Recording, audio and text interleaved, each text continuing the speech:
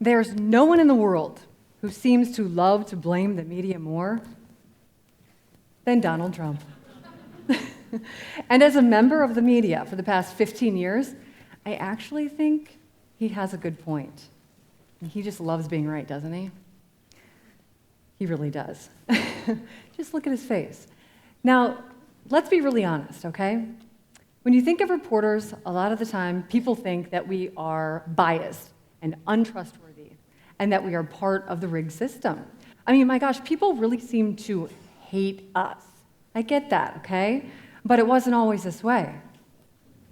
Here I am, graduating from journalism school. I can remember this day. It wasn't that long ago, but I can remember this day. But back then, things were a lot different. My teachers taught me that there was truth in journalism, that journalists could actually make a positive difference. And I really believed them. So much so that I wanted to become an investigative reporter. I wanted to right the wrongs of the world. I wanted to use the power of broadcast journalism to make a positive difference in this world. And I wanted to be a voice for people who didn't have one. And I had veteran journalists to look up to, like Diane Sawyer and Tom Brokaw. They were the news standard. And I looked up to them, and they were making a positive difference, and I wanted to make a difference just like them. So after graduation, I really hit the ground running. My first job was in Dubuque, Iowa. I loved it there, and you can clearly see that from my face. It was exciting. I was excited, and why wouldn't I love it? Because it's my first job, and I was following my dream. Remember, I was going to be an investigative reporter at the network level. So this was my first stop, and I covered everything from politics to pig farms. I set up my own live shots in that little tiny shoebox of an office, and I even slept with a police scanner by the side of my bed. I was in deep. Now, this was before cell phone cameras even existed, okay? This is when people still liked reporters. I know it's hard to believe that, but there was a time. And I can remember going out on shoots, and people would actually have cookies, like waiting for me. And it was shocking. It wasn't just like a bag of Oreos. They were like home-baked cookies. And I'm like, for me? Yeah. Well, now it's, kind of even tough to get a glass of water before people are like, okay, you got your stuff, you're good, right? You can go now? Well, next up was Kalamazoo, Michigan. Kalamazoo was my big break because I finally got to be an investigative reporter, okay? I was on the right track, and I was moving fast. I was an investigative reporter. Okay, 2 years later, then I moved to Phoenix, Arizona. This job was all about holding people accountable. It was all about advocacy journalism, taking advocacy journalism to the next level. I was seeing firsthand the power of broadcast journalism. It was real. It was actually happening. We were helping people, and we were helping people in our community through the power of broadcast journalism. Now, this is also when the top 3 networks and CNN started paying attention to my work. I decided to go to CNN because I could be an investigative reporter right off the bat, and that was really important to me.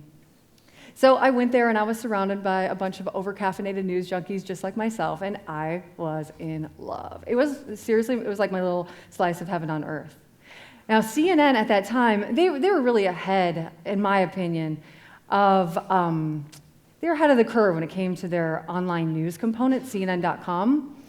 They had this thing called CNN iReport, and that's where regular people pretty much play reporters. So clearly, cell phone cameras now existed, and the way that we were gathering information and gathering news was starting to change.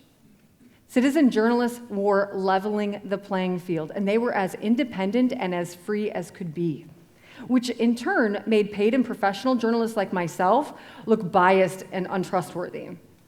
No more cookies for me. Instead, I would go out onto shoots, and people would shout at me to go home, or they would say that I was part of the crooked mainstream media, or they would say, you work for the Communist News Network. Yeah, I know. Now, I tried to stay the same, but the world around me was changing. Reporters were now being labeled as left or right, depending upon where they worked. And the star anchors defined the network. So if you loved Bill O'Reilly, then you love Fox News, right?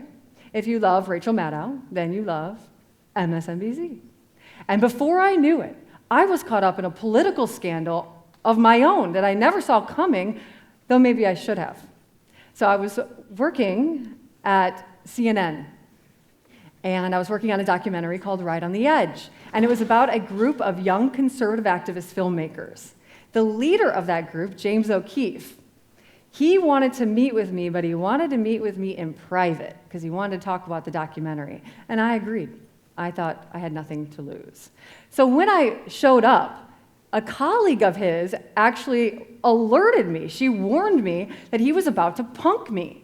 I'm like, what are you talking about? She says, yes, he wants you to get on his boat, the Cinco.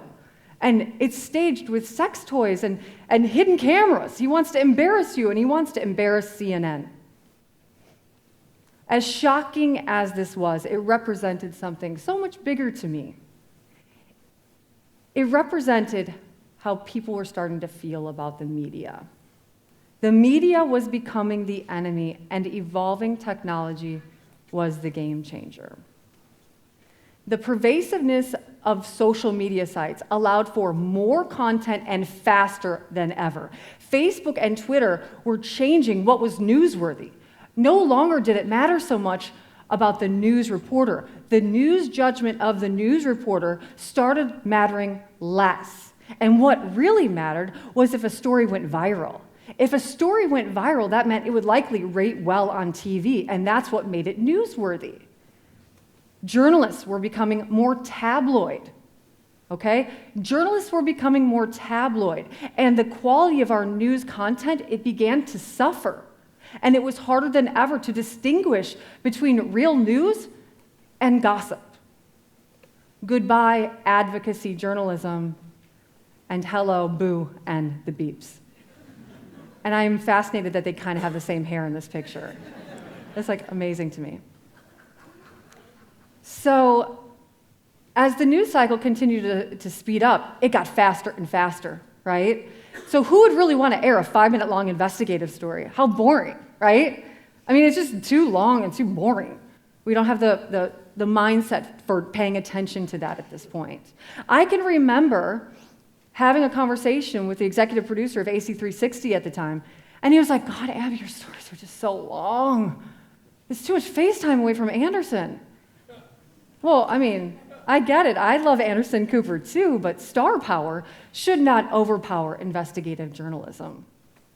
Now, this is also the time when TV pundits started popping up and like taking over everything. Even Eliot Spitzer got his own show on CNN. Eliot Spitzer, remember the former governor of New York who was caught up in a prostitution scandal? He got his own show on CNN, and I'm like, are you kidding me? This was pure insanity, but it was proof of how low our standards were sinking. Now, I did land my dream job. My dream had come true. I had accomplished my goal. I was an investigative reporter. I became an investigative reporter at the network level. Remember, that was my dream. And not only that, but my idol, Diane Sawyer, personally recruited me. One meeting with her, and I was hooked. She talked about the crackle of the newsroom, and she gave me just a glimmer of hope that maybe investigative reporting was not dead. Now, unfortunately for me, I ended up doing a whopping 2 investigative stories at ABC before I was turned into a general assignment reporter or a breaking news correspondent, which was a job I was not cut out for, like ever. I just didn't feel like there was any sort of higher impact. I didn't feel like my stories were making a positive difference. I really just felt like I was an ambulance chasing my days away. And I hated it. I actually hated my job. A lot of people would be like, you have the dream job. I'm like, really? I'm not feeling it. That is when I really was starting to feel like I needed a story, like I needed a big story. I needed to dive into something deeper. And that's when I got assigned the Josh Powell story. Josh Powell was the unofficial yet prime suspect in his wife's disappearance. My job was to get to know him and to get to know his family and to land an exclusive interview. Now, I was very well aware that this was ratings gold in morning television. Susan Powell, a beautiful wife and mother of 2 adorable children. One night, she just vanishes without a trace. Where'd she go? Was she murdered? Was she kidnapped? Did her husband have something to do with the crime? Well, I approached this story like I would an investigative story. I poured everything into this because I wanted my reporting to make a difference. If he committed the crime, I wanted him to confess. Or I just wanted to uncover new information that could lead us to Susan. I got to know him really well, and I got to know his children, too. I care about those kids. He had full access to me. He would call me all the time, and we would talk, and I would listen to him, vent about the media, vent about the detectives, and the police have it all wrong, and I can't stand my in-laws, and Susan used to drive me crazy, but I love my boys. I love my boys. All right, well, fast forward just a little bit. I got the big interview, but then we just kept doing more and more stories, and each one was like crazier than the last. Each one was stranger than the last. Ratings gold, right? And there I was sitting at the Super Bowl with my family, and Madonna was about to take center stage, and up on my phone pops a text message from my assignment editor, and it says, "He killed himself and the boys, FYI." He actually took a hatchet and he attacked the boys and then blew up his house, and they all died together. And, it's really tough. And that this still haunts me because it hurts, because I really care about those kids, and all I really wanted was for them to have something positive result from what happened. All I ever wanted was for my reporting to make a positive difference. But all it was really doing, and now it was very clear, it was fueling the negative news cycle.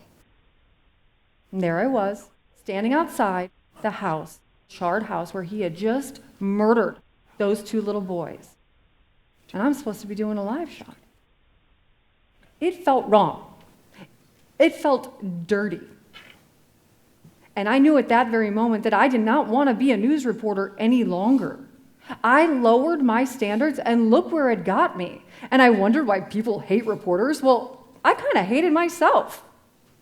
And as Snapchat and Twitter and Instagram continue to speed up the news cycle and continue to shorten our attention span and speed up our news cycle, our days of advocacy journalism and investigative journalism are going to be a thing of the past in mainstream media and in network news. I worked my entire career to get to this point, only to realize I didn't want to be there. Now, I still tell stories for a living, but mostly positive stories. I actually had them remove the word news from my title, and that's not a joke. I really did. I'm a feature reporter for Good Morning America now, and a lot of my stories are about empowering women and young people to live happy and healthy lives. It's my way of bringing about positivity through storytelling. But I cannot ignore what's going on in the world around us. We are witnessing one of the most contentious presidential races in all of U.S. history, right? And as the public continues to distrust the media, so do our presidential candidates. It seems like Donald Trump's favorite pastime lately is blaming the media. Well, you know what? I think Donald Trump is actually right. I think the media should be blamed for not taking the higher road. When we lowered our standards to keep up with technology, we let everyone down.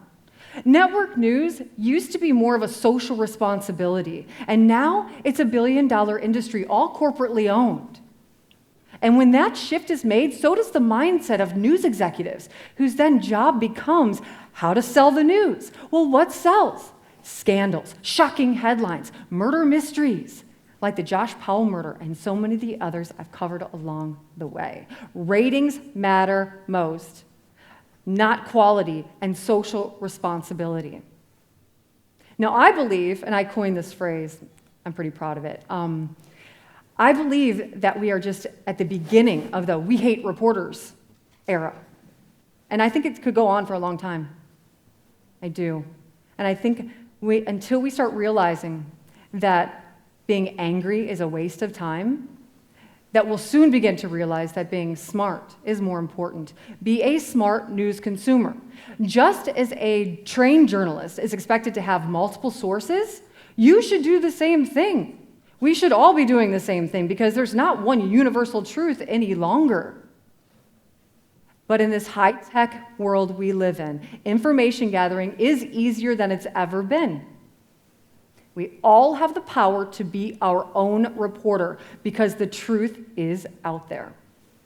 Now, I believe that we're going to look back to this time and see it as a turning point in history.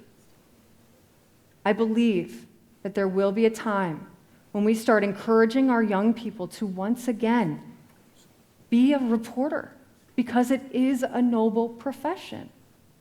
I think people are going to rise up and they're going to start expecting and demanding more from our journalists, our truth seekers. And I do think that there's going to be a time where network news and the news industry is no longer fooled by social media pressures and viral videos, but we will use technology as a tool to uncover an unfiltered truth like never before, an unfiltered truth like never before. And this will be good news. Thank you.